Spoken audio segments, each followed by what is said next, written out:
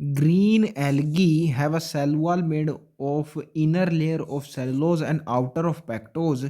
तो हमने biological classification में पढ़ा था कि प्लांट्स में इन जनरल सेल वॉल बनी होती है सेलुलोज से।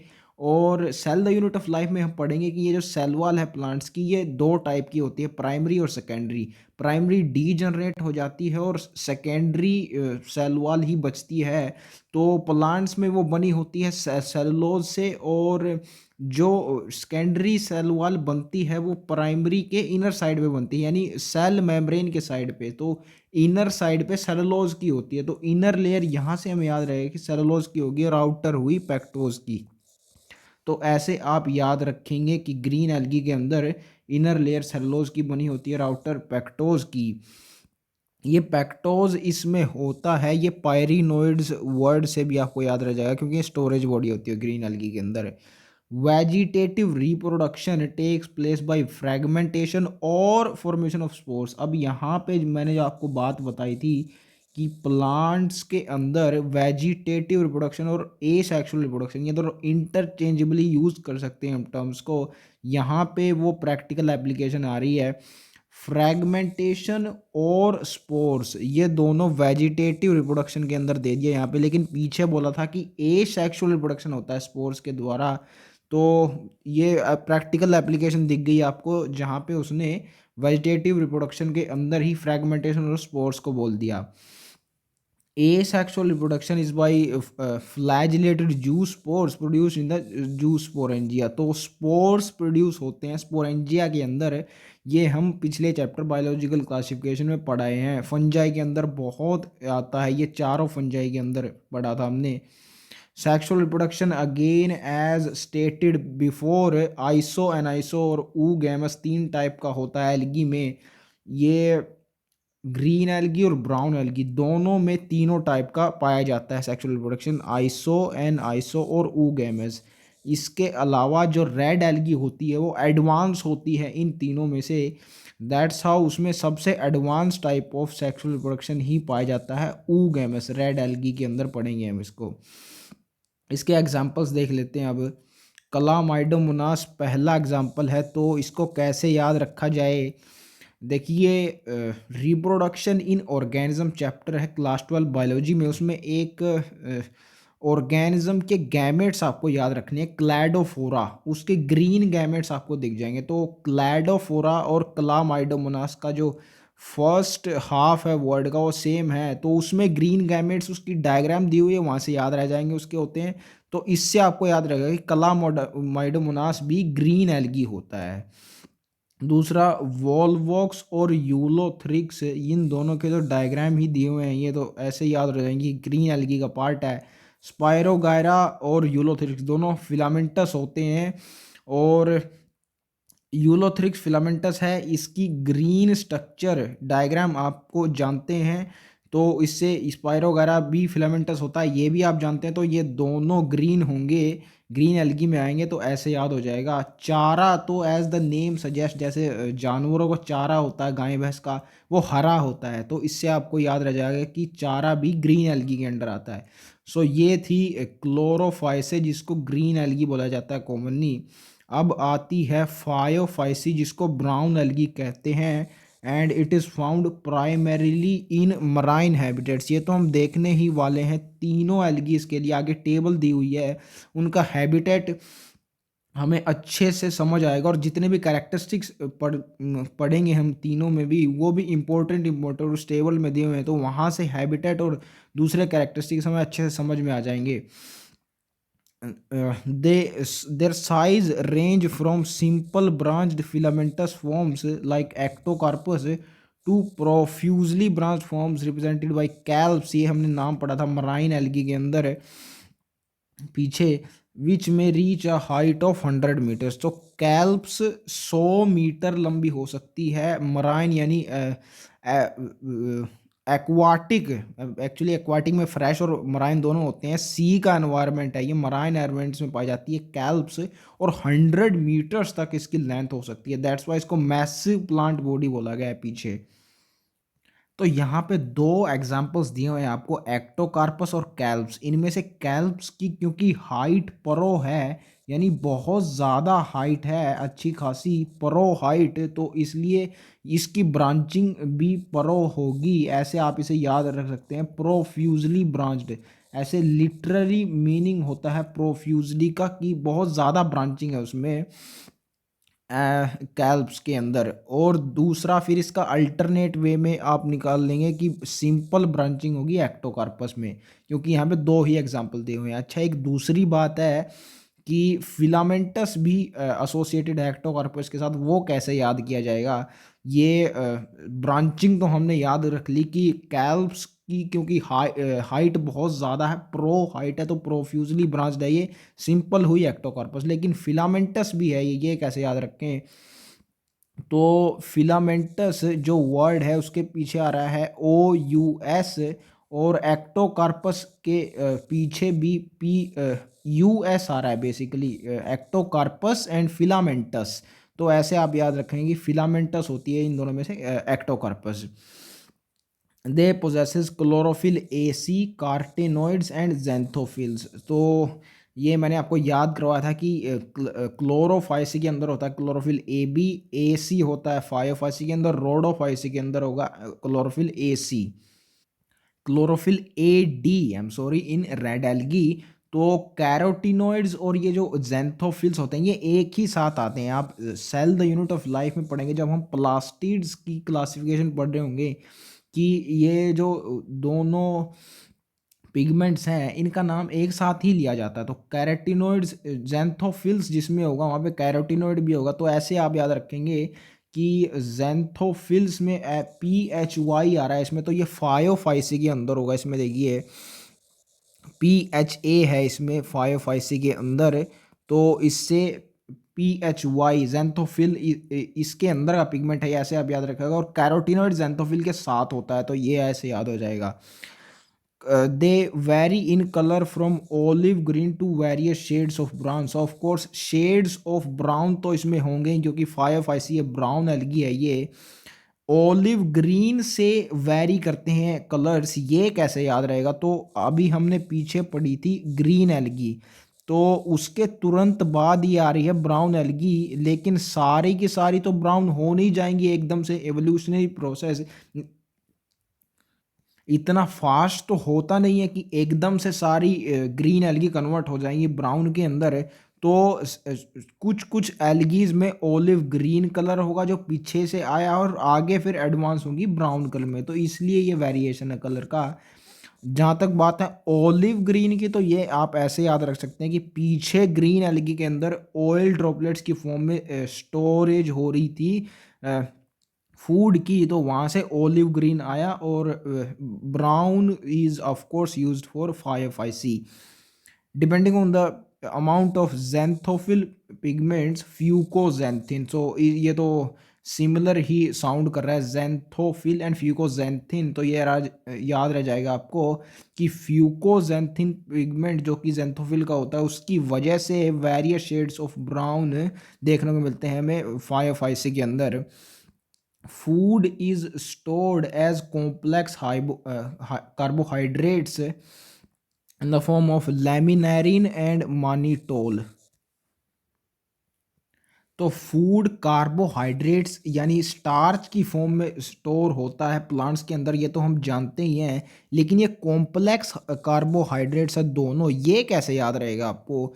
सिंपल कार्बोहाइड्रेट्स नहीं है, तो ये ऐसे याद रखेंगे क्योंकि आप जानते हैं कि ग्लूकोज, फ्रक्टोज, स्टार्च, ग्लाइकोजन, ये आपने सुने हैं कार्बोहाइड्रेट्स आज तक। ये लैमिनेरिन और मानिटोल तो आपने नाम सुने ही नहीं है, तो सिंपल कहाँ से हो गया आपके लिए? आपके लिए तो एटलीस्ट ये कॉम्प्लेक्स ही हैं, तो दैट्स वाई ये दोनों कॉम्प्लेक्स कार्बोहाइड्रेट्स हैं। वैसे कॉम्प्लेक्स यहाँ जो वर्ड है ये इनकी स्ट्रक्चर के लिए यूज़ किया गया है। Starch is also a complex carbohydrates as similar as glycogen as far as the structure is concern. तो इनकी कॉम्प्लेक्स स्ट्रक्चर होती है। The vegetative cells have a cellulosic wall usually covered on the outside by a gelatinous coating of algin। तो cellulosic wall outside से ही cover होगी, एक covering से, क्योंकि प्रोटेक्शन आउटसाइड पे ही चाहिए होता है। तो दैट्स हाउ आपने याद रखा कि आउटसाइड होती है जिलेटिनियस कोटिंग एल्जिन की। ये जिलेटिनियस कोटिंग होती है, ये जी से क्लियर हो रहा है, एल्जिन में जी आ रहा है, और जिलेटिनियस को जी से स्टार्ट हो रहा है नाम, ये आपने पढ़ा हुआ है पहले। एल्जिन एक हाइड्रोकोलोइड सब्सटेंस होता है जो ब्राउन एल्गी प्रोड्यूस करती है। तो ये ऐसे प्रोड्यूस करती है, उसकी अपर लेयर होती है एल्जिन की बनी हुई, जो हाइड्रोकोलोइड सब्सटेंस की तरह एक्ट करती है।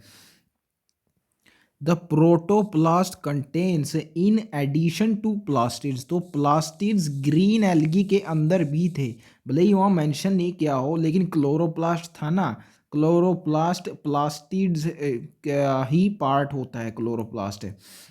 इस हेल्थ यूनिट ऑफ लाइफ में पढ़ने वाले हैं। तो in addition to plastids a centrally located vacuole and a nucleus is also present in फायोफाइसी।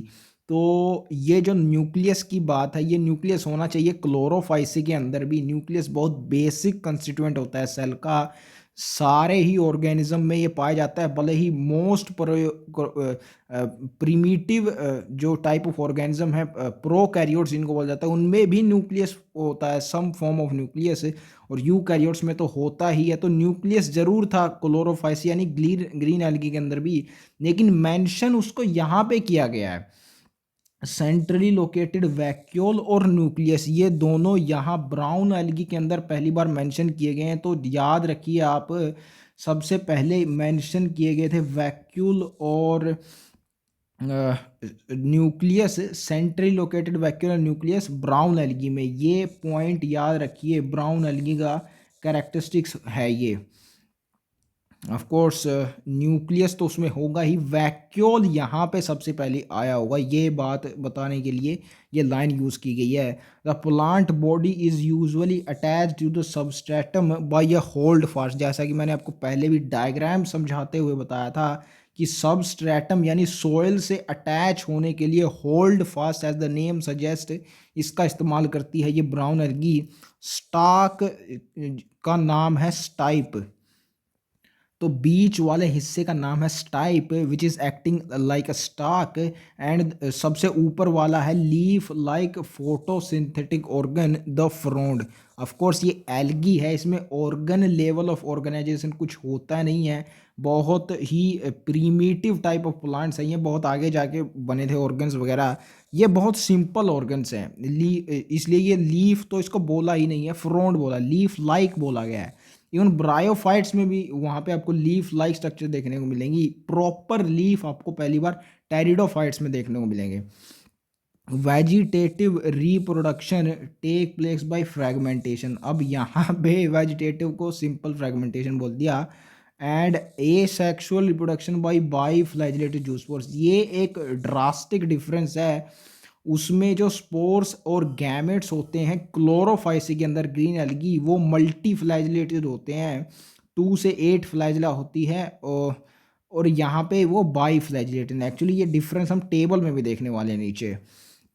That are pear shaped, pyriform इसको बोला जाता है। Pyriform means pear shaped spores और gametes that have 2 unequal laterally attached flagella. तो ये हमें clearly समझ आएगा इन तीनों एल्गी के गैमेट्स की जो मॉर्फोलॉजी है उनका डिफरेंस जब हम टेबल देखेंगे। सेक्सुअल प्रोडक्शन में भी आइसो एनाइसो एंड oogamous, जैसा कि मैंने बताया कि ग्रीन और ब्राउन एल्गी इन दोनों में सेक्सुअल प्रोडक्शन सेम टाइप का होता है। इवन ए सेक्सुअल भी फ्रेगमेंटेशन और स्पोर्स हमने देख ही लिया, सिर्फ स्पोर्स की मॉर्फोलॉजी में डिफरेंस है। यूनियन ऑफ गैमेट्स में टेक प्लेस इन वाटर और within oogonium in oogamous species. तो सिर्फ oogamous स्पीशीज के अंदर oogoनियम के अंदर होता है फर्टिलाइजेशन यानी union of gametes, in water होता है बाकी सारी टाइप ऑफ एल्गीज में जो फायोफाइसी के अंदर आती है। इवन ये एक कैरेक्टरिस्टिक होता है एल्गी का कि इसमें एक्सटर्नल फर्टिलाइजेशन पाया जाता है। ये अगर एग्जैक्ट लाइन की अगर आप बात करें तो sexual reproduction in flowering plants class 12 biology में आपको मिलेगा कि कुछ बोनी फिशेस, फ्रॉग्स और एल्गी के अंदर एक्सटर्नल फर्टिलाइजेशन देखने को मिलता है, तो उसी की यहाँ पे बात की गई है कि in water union of gamete होती है फायोफाइसी के अंदर। ये याद रखिए कि फायोफाइसी से एसोसिएटेड है external fertilization. The gametes are pyriform, pear-shaped and bear two laterally attached flagella। अब आगे एग्जाम्पल दिए गए हैं। एक्टोकार्पस हमने देखा कि सिंपल ब्रांच होता है, फिलामेंटस होता है।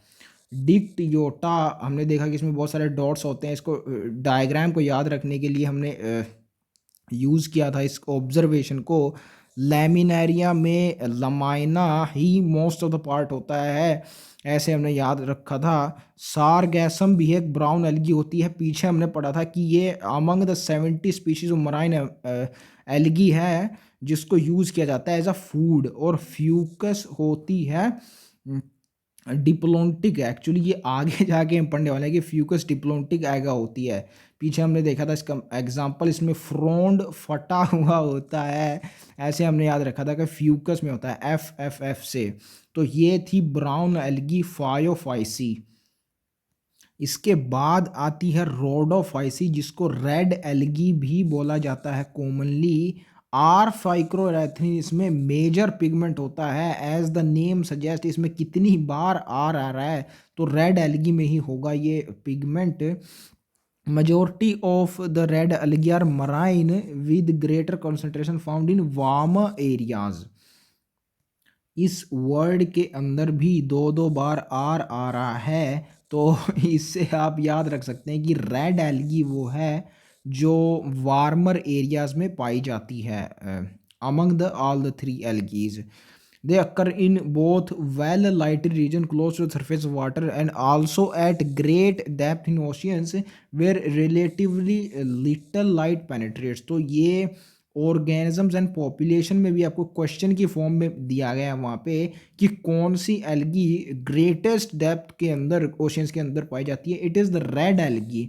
इसका कारण क्या है, क्योंकि रेड एल्गी का जो कलर है वो रेड होता है और रेड कलर की वेवलेंथ सबसे ज़्यादा होती है। विबग्योर में आप जानते हैं तो उसकी वेवलेंथ सबसे ज़्यादा होती है, तो वो सबसे नीचे तक डेप्थ में ओशियन तक पेनिट्रेट कर जाती है लाइट उस कलर की। दैट्स वाई रेड एल्गी सबसे नीचे हमें ग्रेटेस्ट डेप्थ में पाई जाती है ओशियंस के अंदर। Red thalli of most of the red algae are multicellular. तो as the type of this algae सबसे लास्ट में आती है ना यार इवोल्यूशन में, तीनों में से सबसे एडवांस होती है ये। So that's why multicellular जो चीज़ सबसे पहले देखने को मिली फॉर्म ऑफ एल्गी, ये रेड एल्गी हम देखने को मिलती है, red thalli.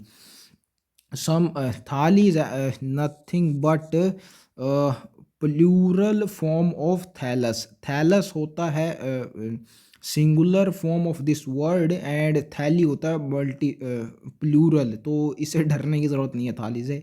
Some of them have complex body organisation. Of course multicellular बता तो दिया भाई, ये कॉम्प्लेक्स ही तो होता है। The food stored is stored as floridean starch which is similar in structure to amylopectin and glycogen. तो आप अगर क्लास 12 केमिस्ट्री बायोमोलिक्यूल्स चैप्टर देखें तो वहाँ पे आपको पता लगेगा कि ये जो अमाइलोप्लेक्टिन और अमाइलोज होते हैं both of them are part of starch. तो स्टार्च का ही हिस्सा होता है अमाइलोपेक्टिन। तो यहाँ पे बोला गया कि फ्लोरिडीन स्टार्च लुक्स लाइक अमाइलोपेक्टिन, तो लगेगा ही भाई स्टार्च का ही हिस्सा होता है अमाइलोपेक्टिन। दूसरा ग्लाइकोजन इसलिए दिखता है स्टार्च के जैसा क्योंकि स्टार्च प्लांट्स के अंदर स्टोरेज बॉडी होता है फूड का और ग्लाइकोजन एनिमल्स के अंदर, तो इसका ही एनालोगस वेरिएंट होता है स्टार्च का ही ग्लाइकोजन। तो दैट्स वाई इसके जैसा दिखता है ये स्ट्रक्चर में। अच्छा, यहाँ पे सम ऑफ द रेड एल्गी उन्हीं को कॉम्प्लेक्स बॉडी ऑर्गेनाइजेशन बोला गया है। तो ओनली सम क्यों है, तो इसको ऐसे समझेंगे आप, अगेन द सेम रीज़न, क्योंकि क्लोरोफाइसी के अंदर हमको क्लामाइडो जैसे एल्गी देखने को मिलती है जो यूनिसेलुलर होती है, लेकिन सिंपलेस्ट फॉर्म ऑफ एल्गी। तो वहाँ से अगर फिर ब्राउन एल्गी आएगी फिर रेड एल्गी, सारी की सारी रेड एल्गी तो नहीं कन्वर्ट हो जाएंगी ना इवोल्यूशन प्रोसेस में कॉम्प्लेक्स बॉडी ऑर्गेनाइजेशन के अंदर।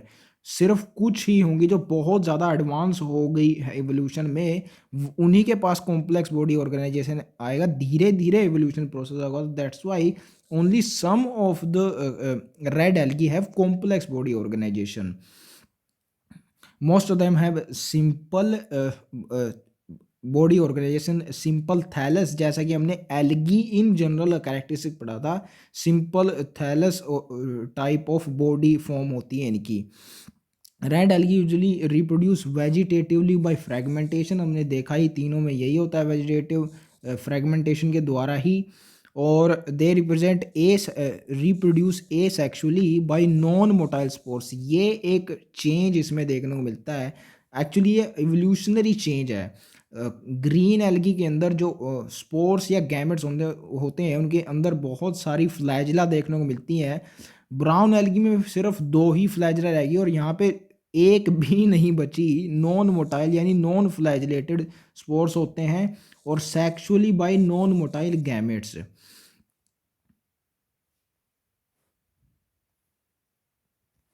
सेक्सुअल रिप्रोडक्शन इज oogamous, जैसा कि हमने आपको पहले बताया कि red algae most advance type of algae होती है, तो इसमें सेक्सुअल रिप्रोडक्शन भी मोस्ट एडवांस टाइप होगा, oogamous टाइप होगा। accompanied by complex for post fertilization developments, तो कॉम्प्लेक्स बॉडी ऑर्गेनाइजेशन होता है रेड एल्गी के अंदर, तो कॉम्प्लेक्स पोस्ट फर्टिलाइजेशन डेवलपमेंट्स भी हमें इसी के अंदर देखने को मिलेंगे। एग्जांपल्स दिए आगे, पॉलीसिफोनिया हम देख चुके हैं, इसमें बहुत सारी ब्रांचेस होंगी होती हैं, इसलिए इसका नाम पॉलीसिफोनिया रखा गया। उसके बाद पोरफायरा भी हम देख चुके हैं, इसमें सिर्फ फ्रोंड होता है ऑर्गन जो हमें दिखाई देता है। ग्रासिलेरिया और जेलिडियम भी हमने देखा, इनका इस्तेमाल किया जाता है अगर को बनाने में, जिसका इंटर्न इस्तेमाल होता है आइसक्रीम जेलीज बनाने में और माइक्रोब्स को ग्रो करने में। ऐसे याद करते चलिए आप इन्फॉर्मेशन को, जैसे जैसे आपको हिंट्स मिलते हैं वर्ड्स की फॉर्म में, तो रिवीजन में आपको काफ़ी हेल्प होगी। चैप्टर स्टडी करने के साथ साथ ही आप रिवाइज करते चलिए। तो पीछे हमने ये टेबल नहीं देखी थी, आइए इसको देख लेते हैं। हम डिविजन्स ऑफ एल्गी बोला है इनको। एक्चुअली डिवीज़न आप जानते हैं टैक्सोनॉमिक हिरार्की के अंदर किंगडम के नीचे आता है, लेकिन वो डिवीज़न नहीं है ये आप बोल सकते हैं पार्ट्स ऑफ एल्गी। डिवीज़न का मतलब यहाँ पार्ट्स बोला गया है, तो एल्गी खुद एक डिवीज़न होता है और उसके फिर क्लास होती हैं उसके नीचे, लो next lower level of taxa class होती है ना डिवीजन के नीचे। तो ये तीनों क्लासेस हैं, as the names also suggest. इनके पीछे सीए लग रहा है, हम जानते हैं लिविंग मोमेंटम में पढ़ रहा था, सोलानेसिए और फेबेसी एसीटीसी फैमिलीज होती हैं बेसिकली। एक्चुअली ये क्लासेस है, तो ये एक चेंज होता है फैमिली और क्लास के अंदर, ऑर्डर ऑफ टैक्सोनॉमिक हिरार्की। उनमें जो फैमिली होती है उसमें ए सी ए होता है, ए के बाद ये वर्ड लगता है सी ए, और क्लास के अंदर सिर्फ सी ए होता है। सी से आप याद रख सकते हैं, सी से स्टार्ट होता है तो क्लास के लिए होगा, और ए सी होगा फैमिली के अंदर, हमने देखा था वहाँ पे। तो क्लोरोफाई और Rhodophyceae, green brown red algae इनको बोला जाता है। मेजर पिगमेंट्स मैंने आपको बताया, जैसे क्लोरोफिल ए बी होता है ग्रीन के अंदर, फिर क्लोरोफिल ए सी और फ्यूकोजेंथिन फायोफाइसी के अंदर, क्लोरोफिल ए डी और फाइको आर फाइकोराइथ्रिन रोडोफाइसी के अंदर। स्टोर्ड फूड स्टार्च होता है ग्रीन एल्गी के अंदर, पायरिनोइड्स में स्टोर किया जाता है, और प्रोटीन्स भी होता है इसमें, हमने देखा था। मानिटोल और लेमिनेरिस कॉम्प्लेक्स कार्बोहाइड्रेट्स की फॉर्म में स्टोर होता है ब्राउन एल्गी में। और फ्लोरिडीन स्टार्च सिमिलर टू माइलोपेक्टिन ग्लाइकोजन, ये हमें रेड एल्गी के अंदर देखने को मिलता है। सेल वॉल सेलुलोज की बनी होती है, पैक्टोज भी होता है बेसिकली ग्रीन एल्गी के अंदर। इनर सेलुलोज और आउटर पेक्टोस, मैंने बताया था आपको कैसे याद रखना है। सेलुलोज और एल्गिन की बनी होती है ब्राउन एल्गी में, एल्गिन आउटर कवरिंग होती है सेलुलोज की, ये जरूर याद रखिए। और cellulose pectin and polysulphate esters, actually ये जो कंपाउंड यहाँ पे दिया गया है सेल वॉल का कंपोनेंट पॉलीसल्फेट ईस्टर। ये थ्योरी में नहीं गिवन है आपको, तो इसको ऐसे याद रखना है कि ये रेड एल्गी में पाया गया है। हमने एक एग्जाम्पल पढ़ा है रेड एल्गी का, पॉलीसिफोनिया। तो पॉलीसिफोनिया से पॉलीसल्फेट ईस्टर्स आपको याद रहेगा कि रेड एल्गी के सेल वॉल का कंपोनेंट होता है। फ्लैजिला के मामले में रेट्रोग्रेसिव इवोल्यूशन होता है एल्गी के अंदर। ये टर्म आपको गिवन नहीं है एनसीईआरटी में, लेकिन इसकी प्रैक्टिकल एप्लीकेशन दो दो चैप्टर्स में है। ये कॉन्सिक्वेंट ही है, प्लांट किंगडम और एनिमल किंगडम। एनिमल किंगडम के अंदर इकाइनोडर्माटा एक फाइला है, उसके अंदर आपको रेट्रोग्रेसिव इवोल्यूशन देखने को मिलेगा। तो ये क्या होता है, जो छोटे यानी लोअर लेवल ऑफ ऑर्गेनिज्म होते हैं उनमें बेहतर फीचर होते हैं, और हाइयर में जाके फीचर्स और की क्वालिटी डिक्रीज कर जाती है। ये होता है रेट्रोग्रेसिव इवोल्यूशन।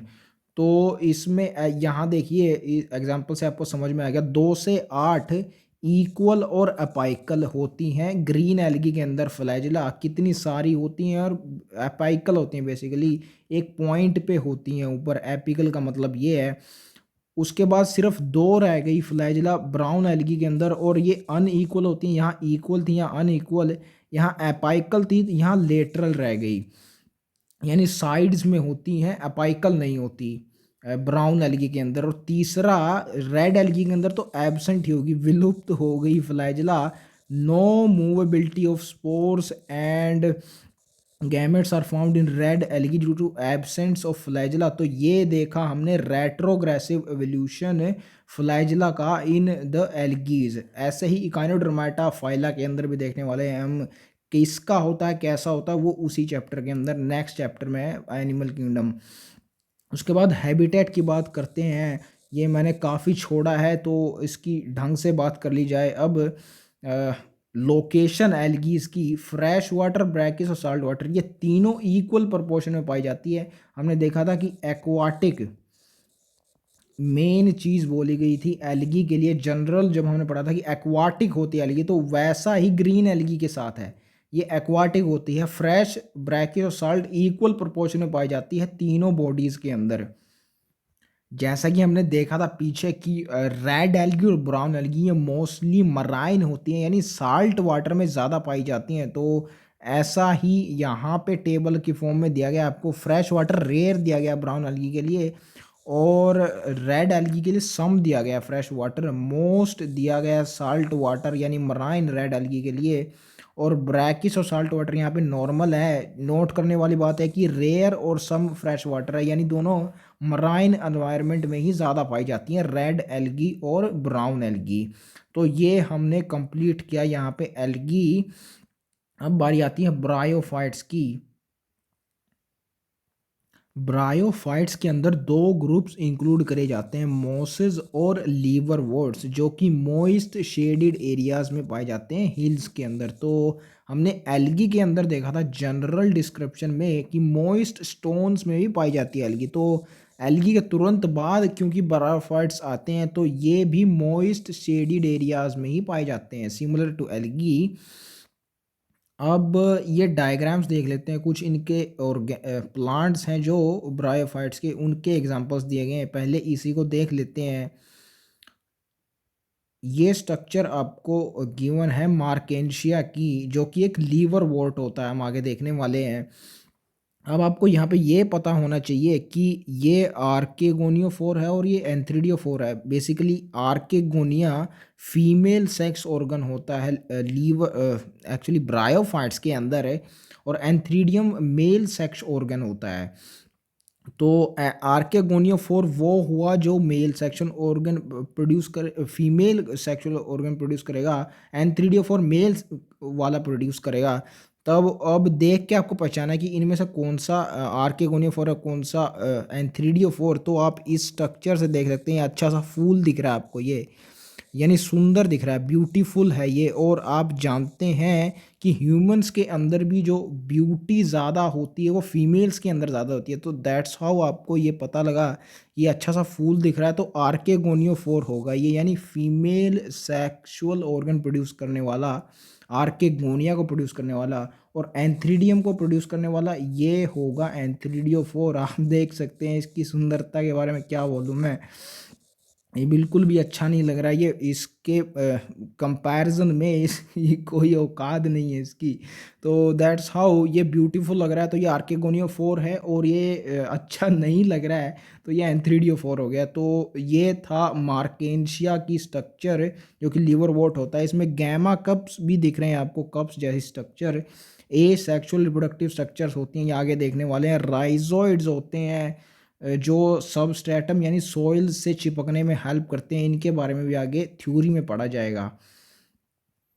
अच्छा, इसका नाम कैसे याद रहेगा आपको कि ये मार्केंशिया, ये स्ट्रक्चर देके अगर आपसे पूछ लिया कि इस प्लांट का नाम क्या है तो आप कैसे बताएंगे।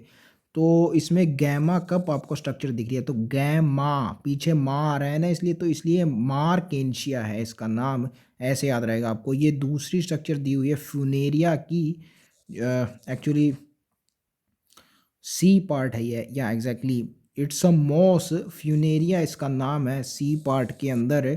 और फ्यूनेरिया कैसे याद रखेंगे इसका नाम, देखो इसमें फन जैसा बन रहा है, जो सांप का फन होता है ना, तो इसलिए ये फ्यूनेरिया नाम है इसका। दो पार्ट में एक्चुअली डिवाइड किया जाता है ब्रायोफाइट्स के लाइफ साइकिल को, गैमेटोफाइट और स्पोरोफाइट, ये हम आगे थ्योरी में देखने वाले हैं। तो स्पोरोफाइट्स को तीन पार्ट्स में डिवाइड करा जाता है, फूट, सेटा और कैप्सूल। इस गैमेटोफाइट के अंदर फूट इसका घुसा हुआ है, इसलिए उसकी लेबलिंग नहीं दिखाई गई आपको, सेटा और कैप्सूल दिखाए गए हैं। उसके बाद जो निचला पार्ट होता है इसका गैमेटोफाइट, इसमें लीव्स होते हैं क्योंकि ये फोटोसिंथेटिक होता है गैमेटोफाइट, देखने वाले हैं आगे। और राइजोइड्स पाए जाते हैं इसमें सॉइल से चिपकने के लिए। ये था फ्यूनेरिया। उसके बाद एक और मॉस की आपको दी गई यहाँ पे पिक्चर डायग्राम, स्फैगनम। स्फैगनम एक मॉस होता है, फ्यूनेरिया और स्फैगनम दोनों मॉस होते हैं। मार्केंशिया अकेला लीवर वोर्ट है, जो आपको एग्जाम्पल याद रखना है लीवर वोर्ट का। बाकी सब यहाँ पे मॉसेस दिखने वाले हैं आपको, रीजन बीइंग क्योंकि moss advance type of bryophytes होते हैं। इस प्लांट का नाम स्फैगनम होता है, ये आगे जाके आपको समझ में आएगा, तब आप स्फैगनम का यूज़ पढ़ लेंगे। तो स्फैगनम का इस्तेमाल किया जाता है वाटर होल्डिंग सब्सटेंसेस के तरह लिविंग प्लांट्स को ट्रांसपोर्ट कर, लिविंग थिंग्स को, प्लांट्स ही कह सकते हैं आप, को ट्रांसपोर्ट करने के लिए। तो क्योंकि ये वाटर को होल्ड कर सकते हैं, आप देख सकते हैं इतनी सारी ब्रांचेज हैं इसमें, अच्छा खासा वाटर एब्जॉर्ब कर सकता है ये। तो इसलिए इसको उन थिंग्स के ट्रांसपोर्ट में यूज़ किया जा सकता है जिनको वाटर की रिक्वायरमेंट होती है। अब इसकी स्ट्रक्चर देख लेते हैं। एंथ्रीडियल ब्रांच को इस तरह रिप्रेजेंट किया गया और आर्केगोनियल ब्रांच को यहाँ पे, ये भी लेबलिंग आपको याद रखनी चाहिए। ये ब्रांचेस होती हैं तो दिख ही रहा है, ऑब्वियस है।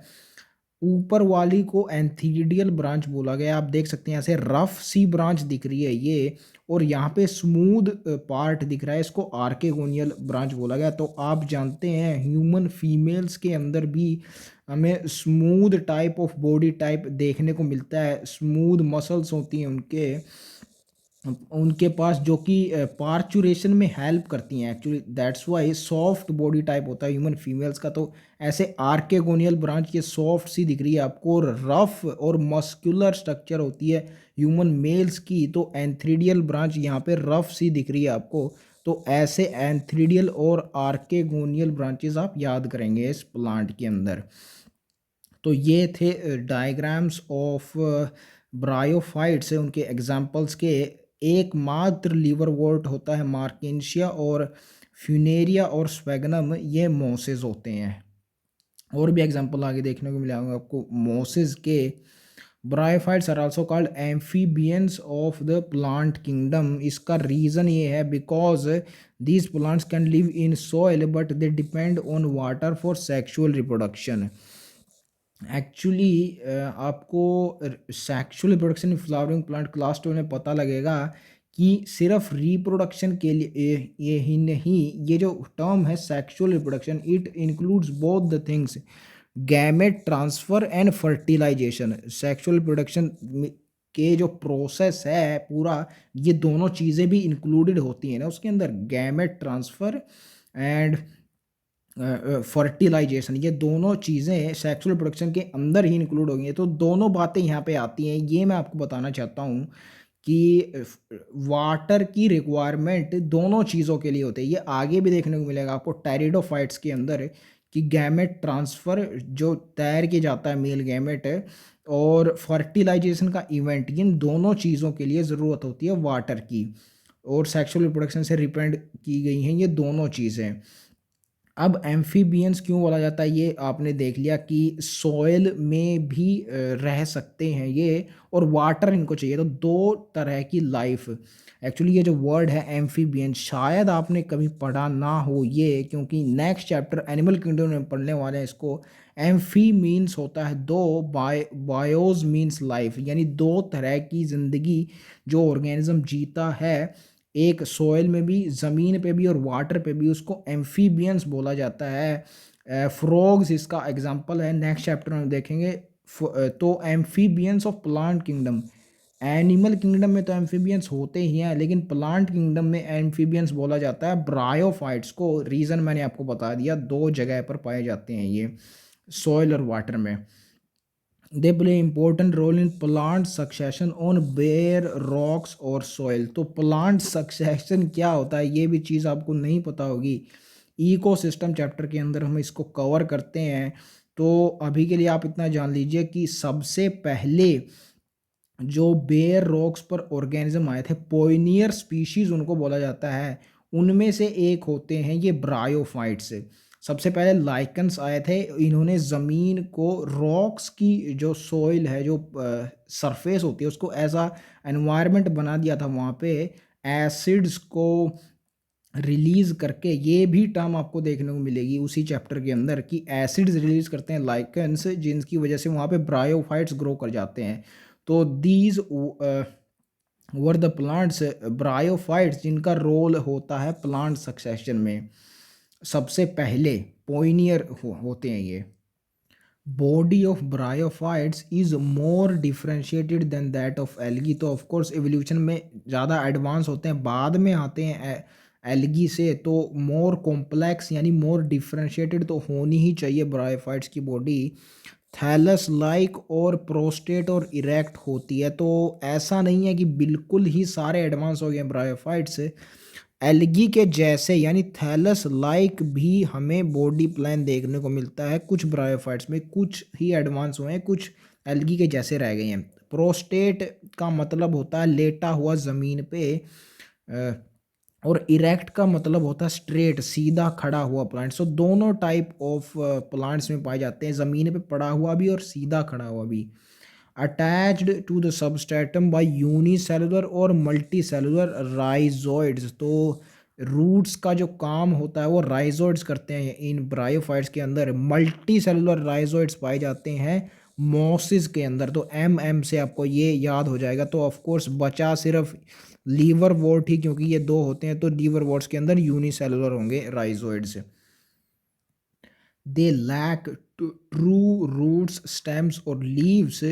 They may possess root like, stem like और लीफ लाइक स्ट्रक्चर्स। तो एक तो फीचर इसमें एल्गी का पाया जाता है पिछले एवोल्यूशनरी प्लांट का, और एक नेक्स्ट वाले का पाया जाता है रूट लाइक, यानी टेरिडोफाइट्स में ट्रू रूट्स, स्टेम्स और लीव्स देखने को मिलते हैं। रूट लाइक उसने, स्टेम लाइक, लीफ लाइक उसने टायरिडोफाइट से उठा लिया, और पीछे एल्गी से थैलस लाइक उठा लिया। तो इंटरमीडिएट होता है ये दोनों का, टेरिडोफाइट्स और एल्गी का। The main plant body of pteridophyte is bryophyte is haploid. तो इसको गैमेटोफाइट बोला जाता है इस मेन प्लांट बॉडी, क्योंकि ये गैमेट्स प्रोड्यूस करती है। It produces gametes, hence it is called gametophyte. Sex organs in bryophytes are multicellular. Male sex organ is called antheridium. They produce biflagellate antherozoids. तो of course जब दूसरे ये sales को produce करते हैं एंथ्रियोजॉइड्स को, तो मल्टी सेलुलर तो होना बनता है एक्चुअली।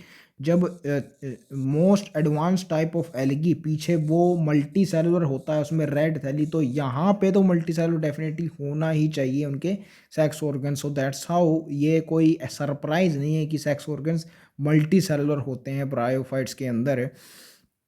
तो एंथ्रीडियम मेल सेक्स ऑर्गन है, हमने पीछे भी देखा था डायग्राम में, ये एंथ्रीजॉइड्स प्रोड्यूस करता है। दीज आर गैमेट्स, बाईफ्लैजिलेटेड होते हैं, जस्ट लाइक ब्राउन एल्गी में बाईफ्लैजिलेट्स पाए जाते हैं।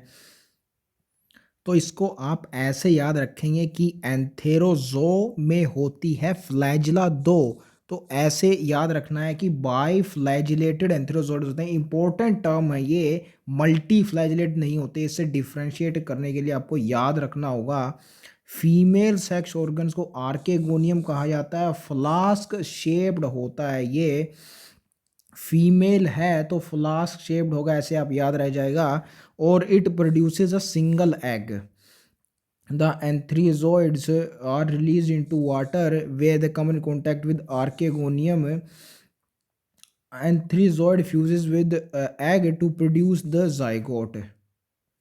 आई होप ये सिंगल एग का कंसेप्ट भी आपको समझ आ ही होगा, गया होगा, क्योंकि ह्यूमंस के अंदर भी सिंगल ओवम प्रोड्यूस करती है फीमेल, जो कि मेल्स के बहुत सारे मिलियंस ऑफ स्पर्म्स प्रोड्यूस होते हैं, उनमें से एक फर्टिलाइज करता है। तो एंथ्रेजॉइड्स तो प्रोड्यूस होंगे बहुत सारे, लेकिन सिंगल एग प्रोड्यूस किया जाएगा फीमेल सेक्स ऑर्गन के द्वारा।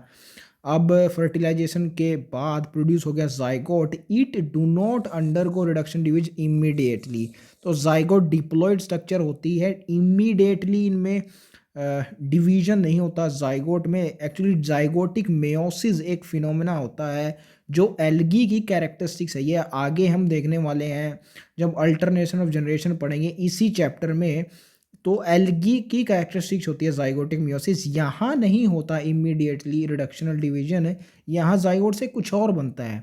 They produce a multi cellular body called sporophyte. तो ये ऐसे बनता है sporophyte. The other phase of gametophyte, main तो एक्चुअली ब्रायोफाइट्स मेन तो गैमेटोफाइट होता है, उसके अलावा स्पोरोफाइट ऐसे प्रोड्यूस होता है जाइगोट से।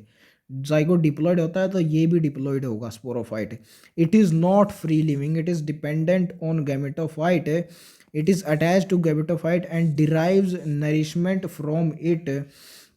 सो पार्शियली और होलली ये डिपेंडेंट होता है स्पोरोफाइट गैमेटोफाइट के अंदर, क्योंकि हमने देखा पीछे स्ट्रक्चर में भी देखा था कि गैमेटोफाइट्स के पास लीव्स होते हैं जो कि फोटोसिंथेसिस करेंगे, तो खाना तो गैमेटोफाइट बनाएगा ना। तो दैट्स हाउ स्पोरोफाइट गैमेटोफाइट पे डिपेंडेंट होता है। ब्रायोफाइट्स के अंदर some cells of sporophyte undergo reduction division meiosis. तो आपने देखा था कि स्ट्रक्चर फ्यूनेरिया की स्ट्रक्चर में देखा था कि स्पोरोफाइट में कैप्सूल नाम की एक पार्ट होता है, कंपोनेंट होता है, उसके अंदर होती है रिडक्शनल डिवीजन मायोसिस, तो वहाँ बनते हैं स्पोर्स। ये भी आपको पॉइंट मिलेगा देखने को नेक्स्ट पेज पे। दे रिडक्शन डिवीजन के पास बाद प्रोड्यूस होते हैं haploid spores. These spores germinate to form the gametophyte. So gametophyte produces gametes which combine to form sporophyte, and sporophyte forms spores which germinate to form gametophyte. Bryophytes are of little economic importance but they are of great ecological importance. तो ये ऐसे याद रखेंगे आप इन दोनों statements को alternatively कि बहुत कम इकोनॉमिक इम्पोर्टेंस होती है ब्रायोफाइट्स की, सिर्फ घास ही मिलता है हमें फूड फॉर हर्बेशियस मैमल्स, या दो चार और चीज़ें मिल जाती हैं। इकोनॉमिक यानी पैसे की हैसियत से बहुत कम इम्पोर्टेंस होती है ब्रायोफाइट्स की, लेकिन they are of great ecological importance. ये आप यहाँ पढ़ेंगे नीचे इकोलॉजी के रिगार्डिंग इनके जो बेनिफिट्स होते हैं वो यहाँ पे पढ़ेंगे तो समझ में आ जाएगा कि कैसे ग्रेट इकोलॉजिकल इम्पोर्टेंस होती है इनकी। लाइकन्स के साथ ये पहले ऑर्गेनिज्म थे जो रॉक्स पे आए थे, तो इकोलॉजी की इम्पोर्टेंस इनकी कितनी ज़्यादा है इस स्टेटमेंट से क्लियर हो रहा है। तो अल्टरनेटिवली ये दोनों प्रॉपर्टीज़ ब्रायोफाइट्स की आपको याद रखनी है कि वैसे ये जो पैराग्राफ है इसके अंदर आपको सिर्फ मोसिस के रिगार्डिंग सारे पॉइंट्स मिलेंगे देखने को। तो यहाँ पे अगर इससे कुछ भी आ जाए पेपर के अंदर क्वेश्चन, तो आप लीवर वोट मार्क मत करिएगा उसका। सारी प्रॉपर्टीज जितनी यहाँ पे देखने को मिलेंगी सब मोसिस के बारे में समझना ये आसान है, क्योंकि mosses are more advance type of bryophytes. तो ज़्यादा चर्चा उसी के बारे में होगी क्योंकि फीचर्स उसके बेहतर होते हैं लीवर वोट से। Mosses provide food for herbaceous mammals, birds and other animals। तो ये mosses हैं जो शाकाहारी पशु पक्षी होते हैं, उनके खाने के काम आ जाते हैं mosses। स्पीशीज ऑफ फैगनम आ मोस, तो फैगनम मोस होता है, ये हम पहले भी देख चुके हैं। इसके यूजेस आपको याद रखने हैं स्फैगनम के। It provide peat and is use as a packaging material. तो पीपी से यूजेस याद रखेंगे आप। पीट को एज अ फ्यूल यूज किया जाता है, तो ये आप ऐसे याद रखेंगे कि जैसे पेट्रोल होता है वो फ्यूल होता है, वैसे ही पीट भी फ्यूल की तरह यूज किया जाता है और स्फैगनम से बनता है ये। पैकेजिंग मटेरियल यूज़ किया जाता है for transhipment of living material because their capacity to hold water. देखा हमने कि इसकी स्ट्रक्चर ऐसी है स्फैगनम की, बहुत सारी ब्रांचेस होने की वजह से एब्जॉर्प्टिव एरिया इसका काफ़ी बढ़ जाता है, तो होल्ड वाटर, पानी को होल्ड कर सकता है ये अच्छे तरीके से। That's how transshipment of living materials. Of course living materials को पानी की सबसे ज़्यादा आवश्यकता होती है। It is the component required in maximum amount by living bodies, so that's why इनके ट्रांसमिट के लिए पैकेजिंग मटेरियल की तरह स्वैगनम का यूज़ किया जाता है। Mosses along with lichens are the first organism to colonize rocks and hence are of great ecological importance। तो यही हमने देखा, they have an important role in plant succession on bare rocks or soil। तो इसी की यहाँ पे बात की गई है कि लाइकन्स के साथ ये सबसे पहले आए थे रॉक्स के ऊपर, जैसा कि मैंने आपको बताया था। एक्चुअली लाइकन्स इनसे भी पहले आते हैं। ऑफ कोर्स लाइकन्स एल्गी से मिलकर बना होता है ना, एल्गी पहले आती है ब्रायोफाइट से, तो दैट्स हाउ लाइकन्स पहले आएंगे। और लाइकन्स एसिड्स रिलीज करते हैं रॉक्स के ऊपर, तो जो सबस्ट्रेट होता है रॉक्स का वो सूटेबल हो जाता है for the growth of moss, और फिर ये दूसरे प्लांट्स की ग्रोथ में हेल्प करते हैं। इसी को बोला जाता है plant succession, great role in plant succession. दूसरे प्लांट्स को ग्रोथ करने में फिर ये दोनों मिलके हेल्प करते हैं, उस सॉइल को बढ़िया सबस्ट्रेट बनाते हैं हाइयर प्लांट्स की ग्रोथ के लिए। इसी को प्लांट सक्सेशन बोला जाता है। दे डीकम्पोज रॉक्स, वही मैंने जो बोला, बढ़िया बनाते हैं सबस्ट्रेट को डीकम्पोज करके रॉक्स को। ये मेथड आपको याद रखना है कि लाइकन्स एसिड रिलीज करते हैं। इकोसिस्टम जो चैप्टर क्लास 12 बायोलॉजी का उसमें दिया गया है ये, making the substrate suitable for growth of higher plants, जो मैंने आपको बात बताई। Since the mosses form dense mats on the soils, they reduce the impact of falling rain। So mats जो वर्ड है, बहुत सारे एक्चुअली मोटी परत बन जाती है ज़मीन के ऊपर, उसको मैट्स बोला जाता है। मोसेस बनाते हैं, तो एम से आपको याद रखा कि मोसेस फॉर्म डेंस मैट्स। तो अगर परत मोटी बन जाती है ज़मीन पे, तो अगर भारी बारिश भी होगी वहाँ पे तो उसका भी असर बहुत कम होगा। तो वही बोला गया कि they reduce the impact of falling rain. Soil erosion prevent हो जाता है इससे, ज़मीन का फटना आपने देखा होगा कि बहुत ज़्यादा बारिश से या पानी के इकट्ठा होने से सॉइल इरोजन की प्रॉब्लम हो जाती है। ये हम पढ़ते भी हैं एनवायरमेंटल इश्यूज़ के अंदर क्लास 12 बायोलॉजी, तो वहाँ पे भी सॉइल इरोजन का टॉपिक आता है, तो उसको भी प्रिवेंट करता है mosses because they form dense mats and they are divided into liverworts and mosses. ये तो हमने देखा ही। अब लीवर वोट्स की बात कर लेते हैं जल्दी से, क्योंकि लेंथ काफ़ी हो जा रही है इस लेक्चर की। हम देखेंगे कि लीवर वोट्स और मोसेस इन दोनों को कंप्लीट कर लिया जाए इसी लेक्चर के अंदर। आप समझ ही रहे होंगे कि मैं यहाँ पे कुछ लाइंस को अंडरलाइन क्यों नहीं कर रहा। एक्चुअली मैंने पीछे भी कुछ लाइंस छोड़ी हैं, जैसे कि ये they usually occur in damp humid and shaded locality, moist shaded place में पाए जाते हैं। तो डैम्प और ह्यूमिड का मतलब मॉइस्ट ही हो जाता है, और शेडेड तो हमने हाईलाइट करा ही। तो रिपीटेडली जो पॉइंट्स आते रहते हैं उनको मैं हाईलाइट नहीं करता। यहाँ पे भी वही दिया गया है, मॉइस्ट और शेडिड एरियाज में ब्रायोफाइट्स पाए जाते हैं, ये हम जानते ही हैं। तो ये जो बैंक्स ऑफ स्ट्रीम्स होते हैं ये मॉइस्ट हो गया, मार्शी ग्राउंड ये भी मॉइस्ट, डैम सॉइल ये भी मॉइस्ट की कैटेगरी में आता है, बार्क ऑफ ट्रीज ये शेडिड एरिया की कैटेगरीज में आता है, और डीप इन द वुड्स ये भी शेडिड में आता है। तो दैट्स हाउ मैं हाईलाइट नहीं करता इन रिपीटेडली मेडिड पॉइंट्स को, क्योंकि ये रिवीजन में हमें बहुत प्रॉब्लम करते हैं। The plant body of a liverwort is thalloid. तो जैसा कि हम जानते हैं कि liverwort primitive type of bryophytes होते हैं, पहले आते हैं मोसेस से इवोल्यूशन की दौड़ में। तो एल्गी के जैसे ही होंगे, क्योंकि एल्गी के तुरंत बाद ब्रायोफाइट आते हैं, उसमें पहले आते हैं लीवर वोर्ट। तो थैलोइड प्लान होता है एल्गी का, तो वैसे ही होगा लीवर वोर्ट का। मार्केंशियस का एग्जांपल है, इसकी डायग्राम भी देख चुके हैं हम। Thallus is dorsiventral and closely appressed to the substrate. Thallus closely appressed यानी चिपका हुआ होता है सबस्ट्रेट से। ये तो हमें समझ में आता है, क्योंकि सबस्ट्रेट ही वो चीज़ है जहाँ से न्यूट्रिएंट्स और वाटर एब्जॉर्ब करता है ये प्लांट, तो इसके क्लोजली चिपका हुआ तो होना ही चाहिए, समझ में आने वाली बात है ये। लेकिन डोर्सी वेंट्रल होता है इसका प्लांट बॉडी यानी थैलस, ये कैसे समझा जाए? तो ये जो वर्ड होता है डोर्सी वेंट्रल, ये आपको अनाटमी ऑफ फ्लावरिंग प्लांट्स में भी देखने को मिलेगा।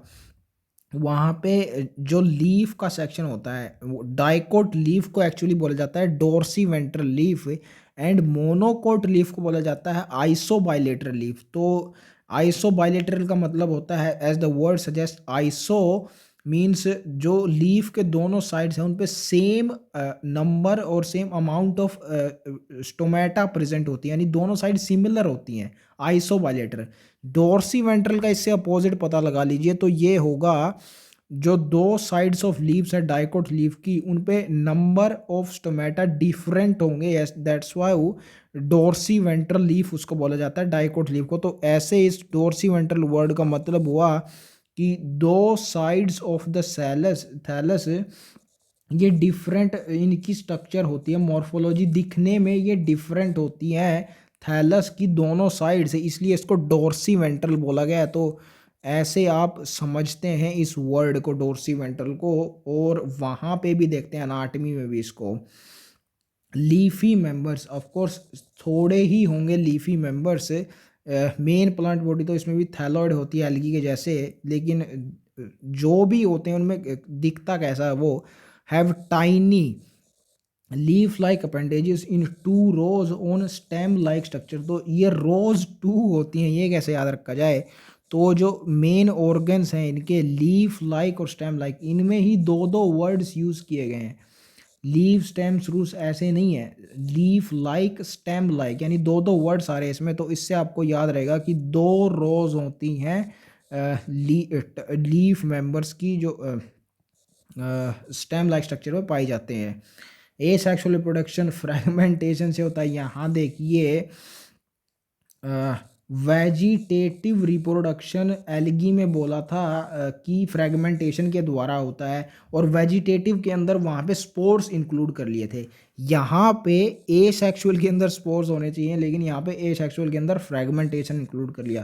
तो दो दो बार ये प्रैक्टिकल एप्लीकेशन आप देख चुके हैं उस कंसेप्ट का जो रिप्रोडक्शन इन ऑर्गेनिज्म में था, कि प्लांट्स के अंदर ए सेक्सुअल रिप्रोडक्शन और वेजिटेटिव रिप्रोडक्शन ये इंटरचेंजेबली टर्म्स यूज की जा सकती हैं। तो ए सेक्सुअल रिप्रोडक्शन पहले तो फ्रेगमेंटेशन के द्वारा हो सकता है, या फिर और by the formation of specialized structures called gemmae. Singular होता है गैमा और प्लूरल होता है इसका form gemmae. These are green, of course green तो हैं ही क्योंकि ग्रीन प्लांट्स होते हैं। Multicellular and asexual buds, तो ए सेक्सुअल बर्ड्स होती हैं of course because asexual reproduction होता है इनके थ्रू,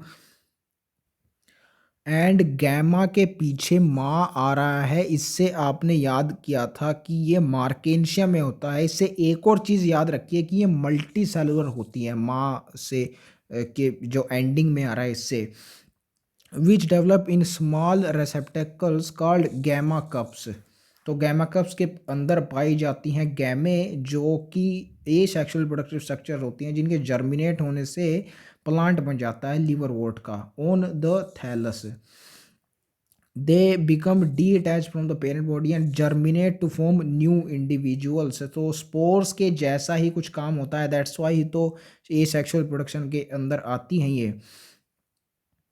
सो थैलस के ऊपर पाए जाते हैं गैमा कप्स, जिनमें होते हैं gemmae which detach from the parent body and germinate to form new individual. During sexual reproduction male and female sex organs are produced either on the same or on different thallus।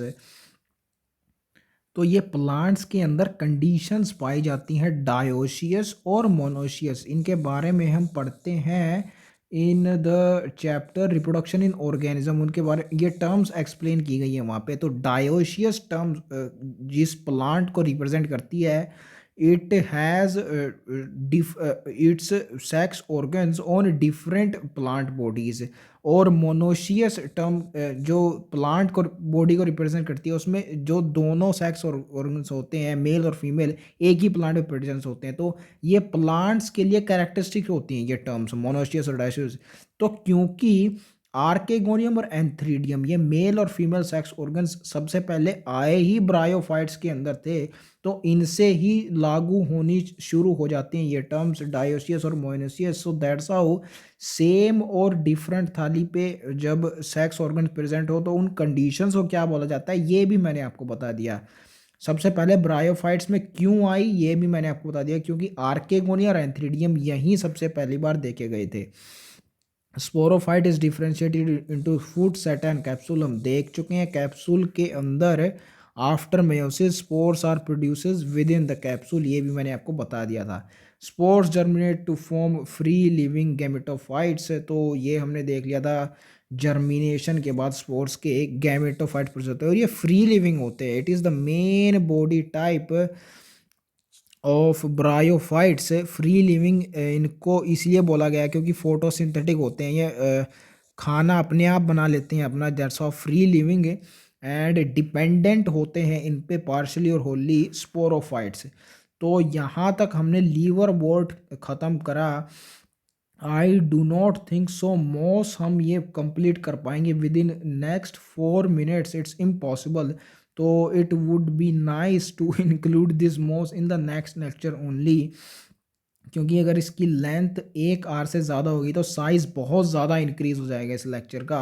I won't be able to upload it in short interval of time. So इस mosses से आगे chapter को continue करते हैं इन the next lecture.